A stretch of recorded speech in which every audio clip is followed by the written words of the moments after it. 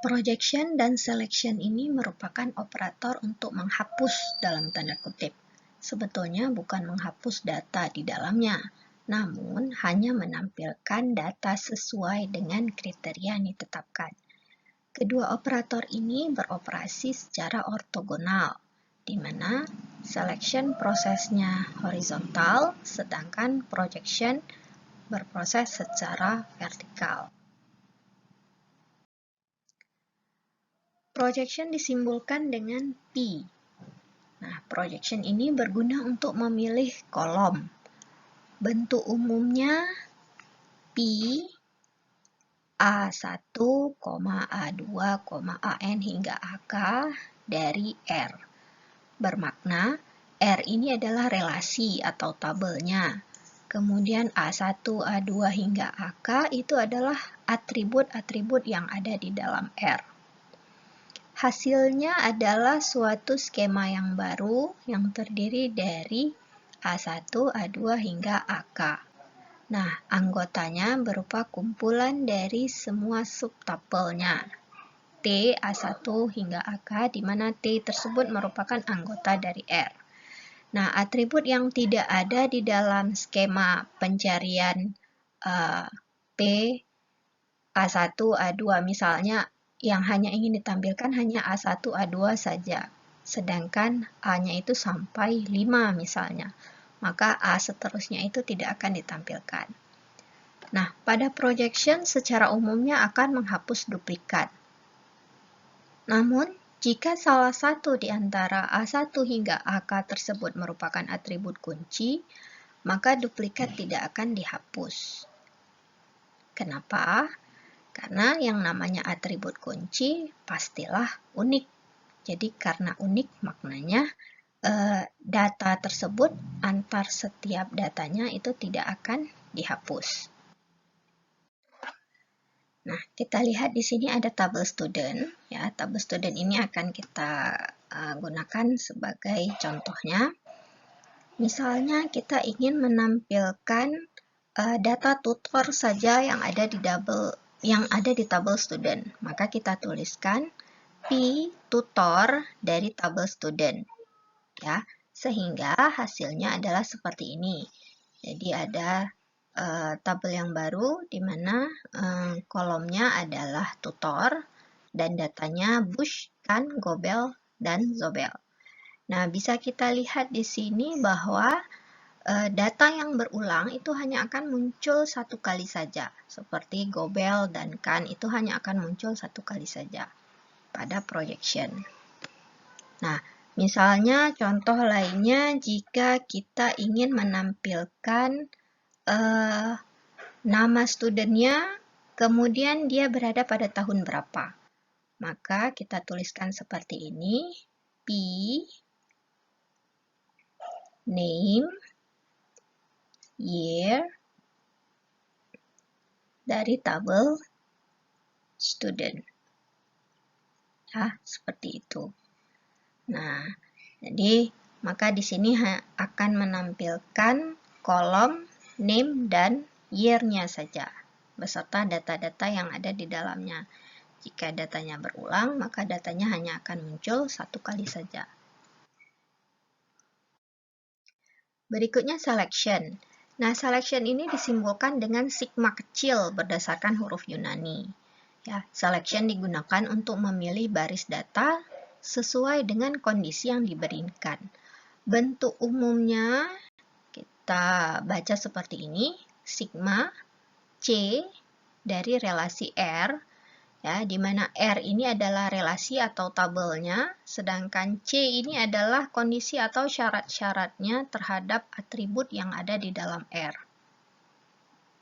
Nah, jadi hasilnya nanti ya, skema dari R, di mana anggota daripada hasilnya itu semua kumpulan daripada R yang memenuhi syarat C. Jadi pada selection dia akan memfilter semua tupel.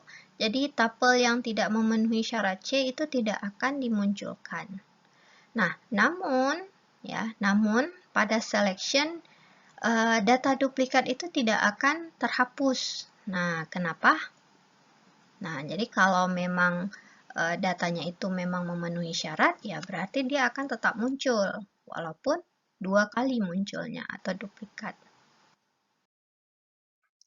Nah, kita lihat pada tabel yang sama di sini, pada tabel student, ya ada 5 kolom. Nah, misalkan kita ingin menampilkan student dengan namanya blocks, maka kita tuliskan seperti ini. Sigma name sama dengan blocks dari tabel student. Sehingga hasilnya itu nanti menjadi seperti ini. Ya. Studnonya S4, name blocks, Hons-nya CA, tutor Gobel, dan year-nya adalah 1. Nah, bagaimana kalau misalnya kita ingin menampilkan data dari student number S1 misalnya? Maka bisa kita tuliskan seperti ini. Ya,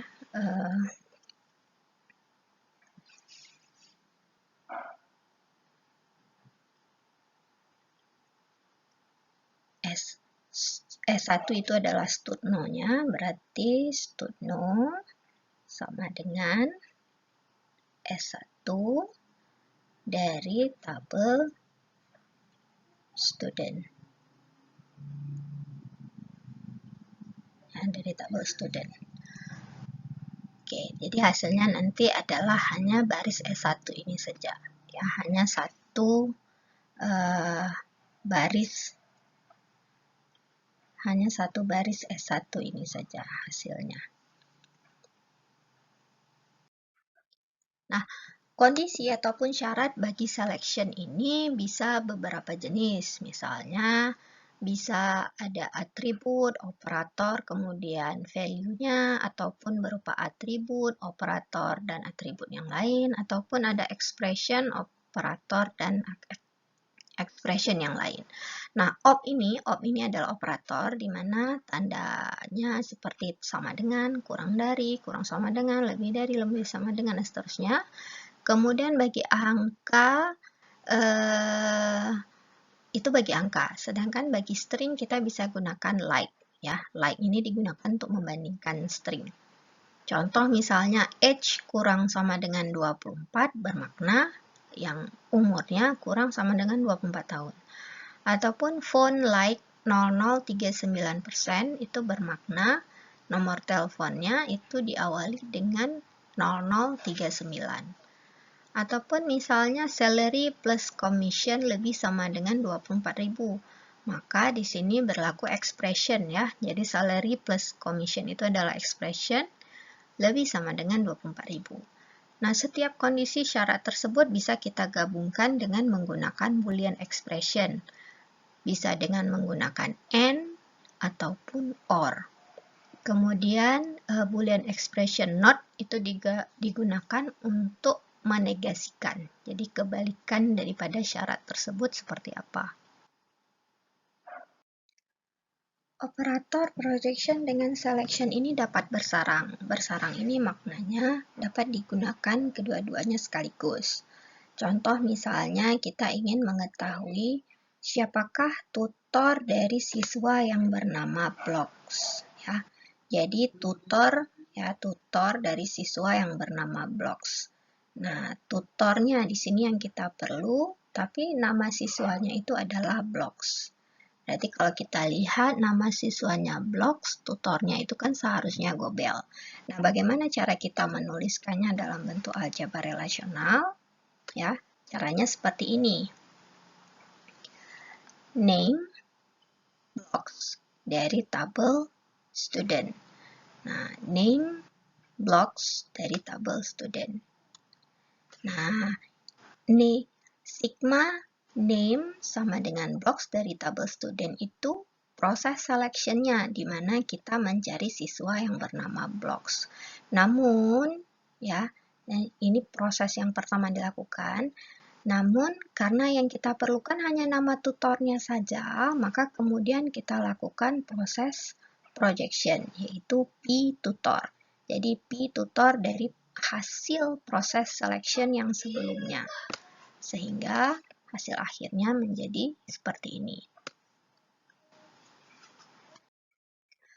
Nah, penerapan operator ini belum tentu semua operator bisa diterapkan pada semua relasi.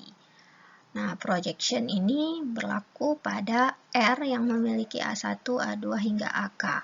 Nah, namun jika R tadi tidak memiliki atribut dengan nama A1, A2 hingga AK, maka tidak bisa dilakukan. Selection juga seperti itu. Nah, selection ini bermakna hanya berlaku pada R jika ada atribut yang dimaksud memenuhi syarat daripada C-nya. Jadi kalau tidak ada yang memenuhi syarat C, maka tidak bisa ada hasilnya. Nah, kemudian di sini kita lihat sifat identitas pada selection dan projection. Ini tidak akan saya bahas secara detail lagi karena ini akan saya jadikan menjadi latihan. Nah, kemudian ada kondisi selection dan null. Nah, pada proses selection, ya, jadi null ini bermakna data yang kosong. Jadi pada data yang kita masukkan di dalam basis data bermakna dia kosong, tidak ada nilai. Yaitu yang kita sebut dia sebagai null.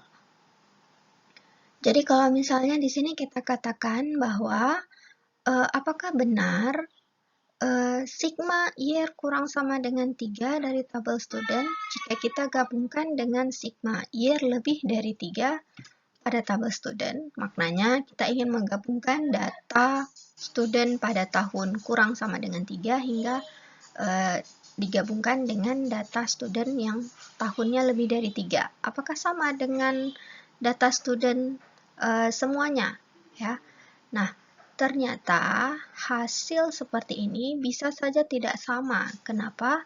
Andaikan pada tabel year tadi itu ada nilai 0, ya, ada nilai 0, maka nilai 0 tadi tidak akan masuk ke dalam proses selection ini. Nah, sehingga caranya seperti apa? Kita menambahkan suatu operator yang baru untuk menguji apakah data tersebut nilai 0 atau bukan. Nah, berarti kalau kita ingin menguji 0, maka kita tambahkan is 0. Kalau bukan 0, berarti is not 0. Maka sebetulnya contoh yang sebelumnya itu yang lebih tepatnya seperti ini. Ya, jadi sigma year kurang sama dengan 3 dari tabel student digabungkan dengan sigma year lebih dari 3 dari tabel student digabungkan dengan sigma year is 0 dari tabel student. Jadi maknanya di sini kita akan mempertimbangkan data student yang pada kolom year-nya itu 0 atau tidak ada data. Nah, barulah ini kita katakan semua datanya tadi kalau kita gabungkan itu sama dengan data yang ada pada tabel student. Nah, bentuk yang seperti pada baris pertama yang panjang tersebut sebetulnya bisa kita ringkas dengan menggunakan operator OR. Ya, jadi ini adalah bentuk ringkasnya jika kita menggunakan operator OR. Jadi bentuk penggabungan union pada baris pertama ini bisa kita gabungkan dengan satu sigma saja, di mana setiap ekspresinya kita gabungkan dengan menggunakan OR.